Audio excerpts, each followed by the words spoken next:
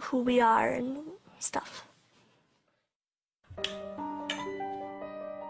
Abby and Brittany were born with just one body between them.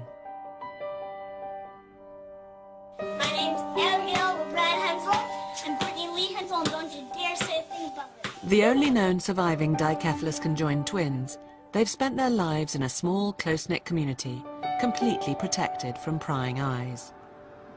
The girls live on a farm in Minnesota with their younger brother and sister, Cody and Morgan, and their mum and dad, Patty and Mike. As they reach 16 and on the brink of womanhood, they've decided to show the world what it's really like to be joined for life.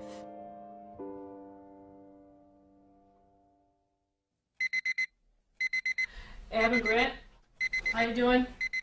Oh, Mommy, no. I know. Jesus, you make me mad. It's just an ordinary Monday morning in the Hensel household.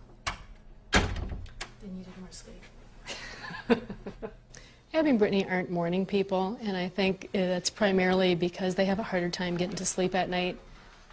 It's fine. Don't touch it. So they do a lot of tossing and turning at night, and the bed is pretty much destroyed every morning. And so getting up in the morning isn't their favorite part of the day. Every moment of their lives requires the twins to cooperate with each other. Each action is a display of perfectly coordinated teamwork. They appear to be totally in sync, but that doesn't mean they always agree. Believe me, we are totally different people. Abby is more into like pink and girly and preppy, and Brittany's more not into pink. Should we wear this? No. How about this? No. I like hats, and I like different color hair, like pink and purple, and gold hats, and gold purses, and weird earrings, and stuff like that. This is our room.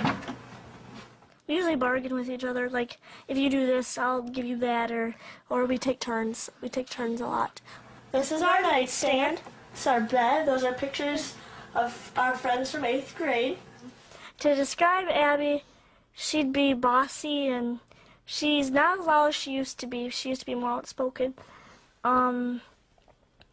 She gets irritated easily, and I don't know.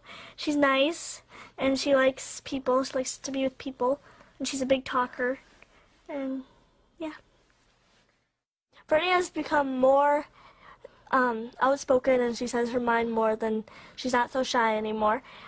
She doesn't like fast things. She'd rather go slower and take her time.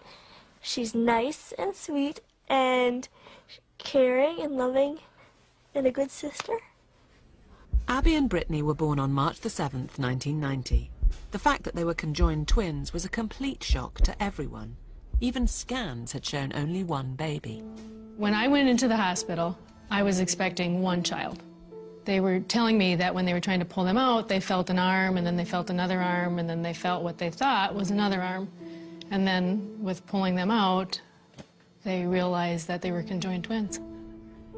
They didn't really tell me anything initially. They pretty much whisked them off to the baby warmer, and I know they were calling for more help, and I just seen them busy over with the girls.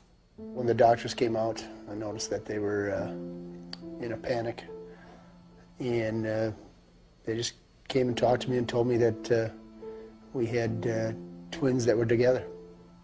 They were beautiful. Abby was crying, and well, Brittany was too. Abby was really crying, and I was thinking they were probably just hungry.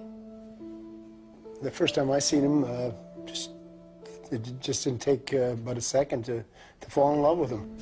Abby and Brittany had only a 1 in 30 million chance of living beyond the next 24 hours. Their survival would all depend on how their organs were configured within their tiny body.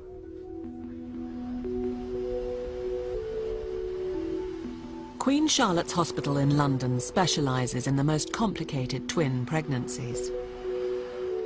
Professor Nick Fisk has followed the case of Abby and Brittany since they were born. I have never seen previously a set of surviving dicephalous twins, so they are extraordinarily rare, and they're the only ones, to my knowledge, alive today.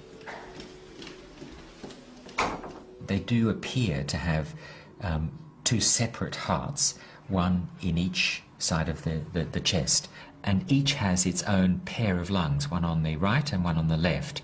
But the medial lung on both sides seems to be fused in the middle, and that may be as one would expect. So it's consistent with an increasing degree of fusion as one moves down the body. Abby and Brittany had 3 arms at birth, and that often happens, but it was a useless midline arm that didn't function, so it was removed when they were very young.